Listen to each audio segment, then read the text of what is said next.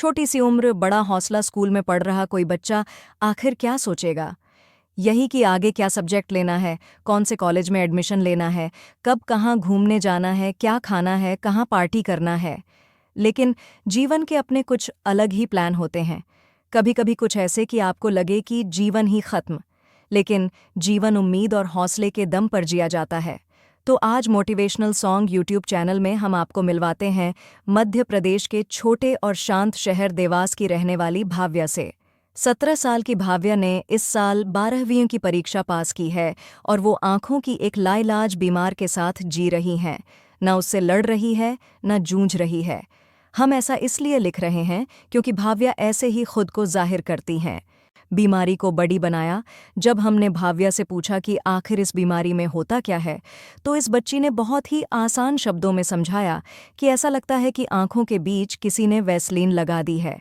इस बीमारी में सेंट्रल विजन चली जाती है। उसने बताया कि आंखों के लिए फ़ायदेमंद चीज़ें मेरे लिए नुकसानदायक हैं। अब तक इसका इलाज नहीं है, सेंटर नहीं दिखता, सामने वाले के चेहरे का नाक मुंह नहीं दिखता, बाकी हिस्सा नजर आता है। और साथ ही में वो ये भी बोली कि मैं इस बीमारी के साथ लड़ नहीं रही हूँ, जी रही हूँ। वो इसे अपना बड़ी बना चुकी हैं, ऐसा दोस्त जो हमेशा उनके साथ रहेगा। भाव्या और उनके माता पिता ने इस मुश्किल से निपटने के लिए कई रास्ते खोजे। उनकी मम्मी ने देश ही नहीं, दुनिया भर के डॉक्टरों से इस बाबत संपर्क साधा। इलाज के तरीकों की खोज के साथ साथ उन्हें ये भी एहसास होने लगा कि इस बीमारी के बारे में लोगों को भी बताना ज़रूरी है। फिर माँ बेटी ने तय किया कि वो लोगों को इसके बारे में बताएंगी, समझाएंगी। भाव्या बताती हैं कि लोगों को समझाना बहुत मुश्किल है। सबसे पहली और अहम बात तो ये कि चश्मा आँखों की सभी परेशानियों का इलाज नहीं। दूसरा ये कि ये बीमारी किसी चोट की वजह से नहीं होती है। भाव्या चश्मा पहनती ज़रूर है, लेकिन आँखों की सुरक्षा के लिए उनके इस अलग प्रकार के चश्मे का मजाक भी बनता है। लेकिन वो हर मजाक को मजाक में उड़ा देती हैं। कभी ना तो उसे दिल पर लेती हैं, ना उससे निराश होती हैं। भाव्या कहती हैं कि उनके मम्मी पापा, पूरा परिवार और दोस्त उन्हें कभी हताश नहीं होने देते हैं। वो ख़ास तौर पर अपने फर बडीज़ यानी 3 पेट्स को स्ट्रेस बस्टर्स बताती हैं। उनका प्यार, उनका दुलार भाव्या को हमेशा नई ऊर्जा से सराबोर कर देता है। खुद के लिए नई राह चुनी भाव्या स्त्री रोग विशेषज्ञ बनाना चाहती थीं। लेकिन आंखों की इस स्थिति के साथ ये अब संभव नहीं। ऐसे में भाव्या ने विज्ञान को न चुनकर ह्यूमैनिटीज़ विषय को चुना और साथ में अपने बचपन के पैशन और प्यार कथक पर अपना ध्यान केंद्रित किया। भाव्या पढ़ाई में बहुत अच्छी हैं। सुंदर हैंडराइटिंग वाली भाव्या की लेखनी भी इस बीमारी के चलते खराब हो गई। ऐसे में फिर उनकी मम्मी ने मोर्चा संभाला और भाव्या के लिए स्क्राइब खोजा।